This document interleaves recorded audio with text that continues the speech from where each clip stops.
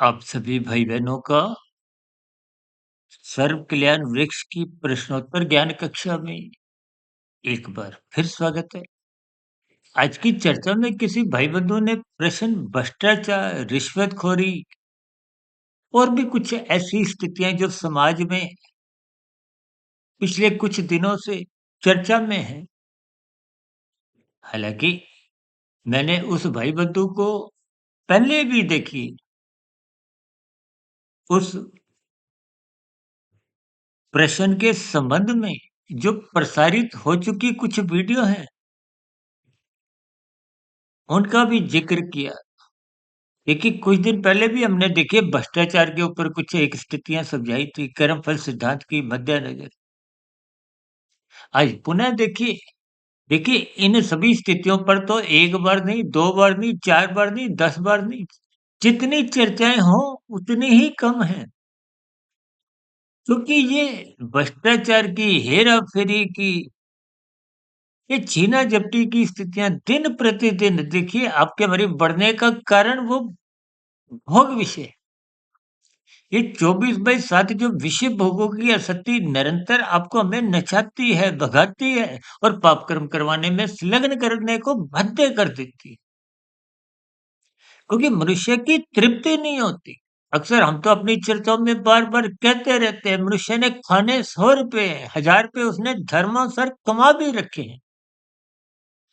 फिर भी समाज में देखा-देखी कहो, अज्ञानता के कारण कर्मफल सिद्धांत की जो एक सूक्ष्म स्थितियों का ज्ञान नहीं है। ये नीचे की जो 80 लाख प्रकार की जोनियाँ दंडमय जोनियाँ हैं, इनका आपको हमें ज्ञान नहीं है। अज्ञानता के कारण ही आप उन सभी स्थितियों को करने से हिचकते नहीं हैं। धर्म की स्थितियाँ कमज़ोर हैं क्योंकि मनुष्य सत्संग नहीं करता। हम तो बार-बार कहते रहते हैं, देखिए प्रकृति परमात्मा की ही एक अदालत है।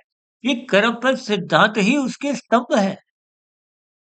कर्म पहले होता है, फल आना एक निश्चित स्थिति है।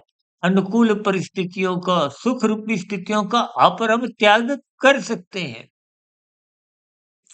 लेकिन दुख रूपी स्थितियों का, जो आपके हमारे किए गए पाप कर्मों का, कानून का उल्लंघन होने से जो-जो स्थितियाँ आपने हमने स्वयं अर्जित की हैं।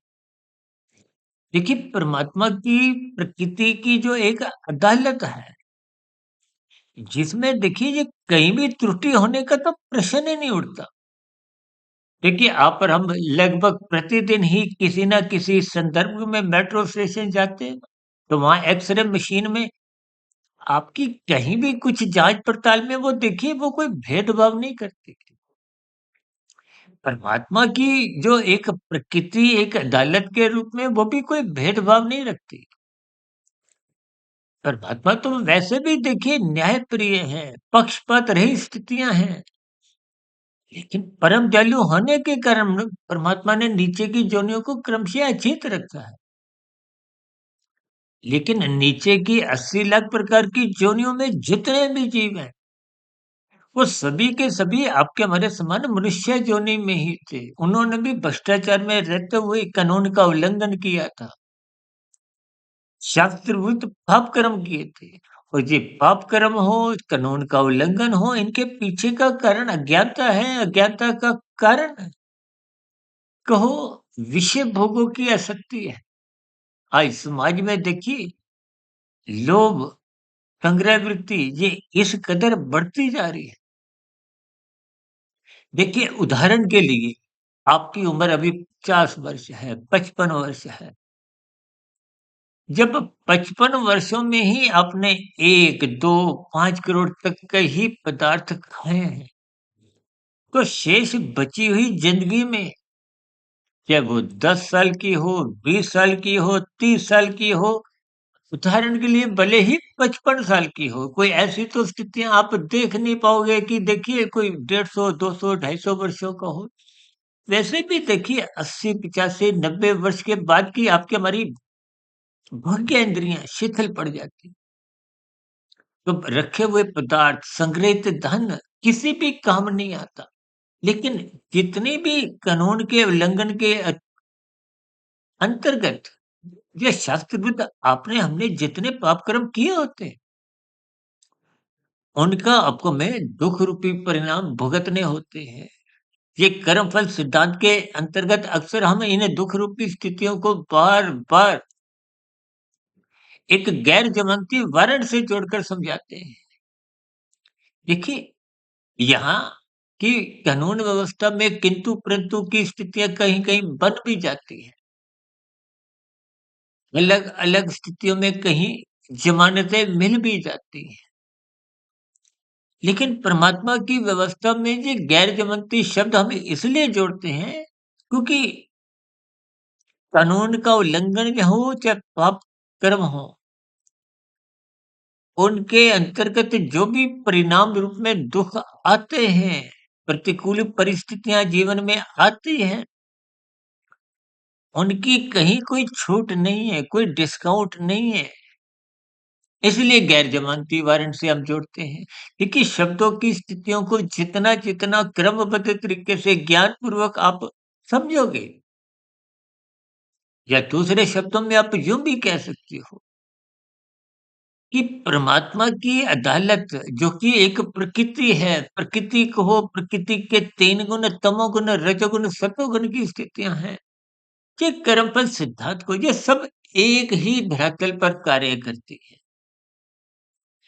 ये सभी की सभी स्थितियाँ एक भ्रष्टाचार मुक्त स्थितियाँ हैं। अब देखिए मेट्रो में एंटर करते जब आप प्रवेश करते हो तो मशीन झूठ नहीं बोलती। कहीं भी आपके भीतर में कुछ सामान में कहीं कुछ गलत सामान होगा, निषेध स्थितियाँ होंगी तो वो बता देगी। अब मशीन को आप किसी भी प्रकार का देखिए कोई प्रलोभन नहीं दे सकते, क्योंकि वो जड़ है। प्रकृति भी जड़ है। ये तमोगुण, रजोगुण, सतोगुण ये तीनों गुण जड़ हैं। इन सभी स्थितियों को हम देखिए सुबह ब्रह्म मुहूर्त ज्ञान उपदेश कक्षा में तो बहुत ही विस्तार पूर्वक सैद्धांतिक कथनों की स्थितियों पर चर्चाएँ रखते रहते हैं। और उन सभी स्थितियों को ही संक्षेप में शब्दों के अर्थ, वाक्यों के अर्थ अब जो नई हमारा चैनल है आध्यात्मिक ऑक्सीजन के अंतर्गत, हमने उसको आध्यात्मिक ऑक्सीजन शब्द इसलिए जोड़ा है ताकि आपको ज्ञानमय स्थितियों का बोध हो। क्योंकि ज्ञान के अभाव में ही मनुष्य कानून का उल्लंघन करता है। हम तो बार-बार साधारण परिस्थितियों में कहते हैं ना लाल बत्ती पे रुको, दूसरों की हरी बत्ती का स्वागत करो, सम्मान करो। आप यहाँ के चालान से बच भी जाओ, परमात्मा के चालान से बच नहीं पाते। परमात्मा के यहाँ आपका चालान उसी क्षण कट जाता है, भरने में समय लगता है। ये नीचे की जोनियाँ की कुल जोनियाँ 84 लाख, 80 लाख दंडनीय जोनियाँ हैं। देखिए मनुष्य से ऊपर की 3,99,999 जोनियाँ। केवल आपकी हमारी मनुष्य जोनि कर्म जोनि है, साधना जोनि का एक अवसर है। अब जो मनुष्य देखिए कानून का उल्लंघन करते हैं, पाप कर्म करते हैं, तो ऐसे मनुष्यों की साधना का तो कोई प्रश्न ही नहीं उठता। क्योंकि साधना तो तब आरंभ होती है जब मनुष्य तमोगुण से ऊपर, क्योंकि कानून का उल्लंघन करना, शास्त्र विरुद्ध पाप कर्म करना ये सब तामसी वृत्तियाँ हैं। और राजसी स्थितियों का भी प्रय होता है कि जब आप विधि पूर्वक कानून के अंतर्गत या धर्म के अंतर्गत अपने सुखों को प्राप्त करते हो। और सतोगुण का अभिप्राय क्या है कि जब आप विधिवत कार्य करते हो, कानून का पालन करते हो, शास्त्र सम्मत कर्म करते हो, पहले दूसरों को खिलाते हो, परोपकार के कार्य करते हैं। देखिए परोपकार के कार्य सकाम भाव से होने से भी आपके बारे कम से कम पाप कर्म होने तो कम हो जाते हैं या समाप्त हो जाते हैं। और यदि परमात्मा को पाने का लक्ष्य बन जाता है, तो कर्म फल सिद्धांत से ऊपर उठते हुए आप कर्म योग में स्थित हो जाते हो। ऐसी स्थितियों में परमात्मा का एक ज्ञान कहो, विवेक शक्ति को वो जगने लगती है। फिर कर्म योग की बात है, ज्ञान योग, भक्ति योग की स्थितियाँ बनते हुए आपकी बड़ी आध्यात्मिक यात्रा आरंभ होती है। ये निरंतर आध्यात्मिक यात्रा में बने रहने से मरने के बाद मनुष्य अधोगति की स्थितियों से भी बचता है और पुनः मनुष्य योनि का संस्कारी माता-पिता के यहाँ ही जन्म होता है। गुरुजनों का संग सहज ही उपलब्ध बना रहता है, क्योंकि साधना आरंभ हो गई है। देखिए, जब-जब आप साधना आरंभ कर देते हो, तो परमात्मा की व्यवस्था में ये सभी स्थितियाँ आपको अपने आप ही उपलब्ध करवा दी जाती हैं। मैं तो कभी-कभी यहाँ तक भी कहता हूँ, क्योंकि जब-जब आप परमात्मा से जुड़ने के लिए जिज्ञासा रखते हो, तो परमात्मा की व्यवस्था अपने आप ही आपके जीवन में गुरु भेज देती है। गुरु का अभिप्राय देखिए, कुछ ऐसी स्थितियों से भी आप ले सकते हो, चाहे आपके समक्ष कोई ऐसी समाचार पत्र द्वारा कुछ सात्विक साहित्य उपलब्ध हो सकता है। कोई आपके हाथ में कोई ऐसी ज्ञानवर्धक पुस्तक लग सकती है, या अनायास ही आपके जीवन में कोई ऐसा सात्विक विषय प्रवेश करेगा जो आपकी ज्ञान में वृद्धि करेगा।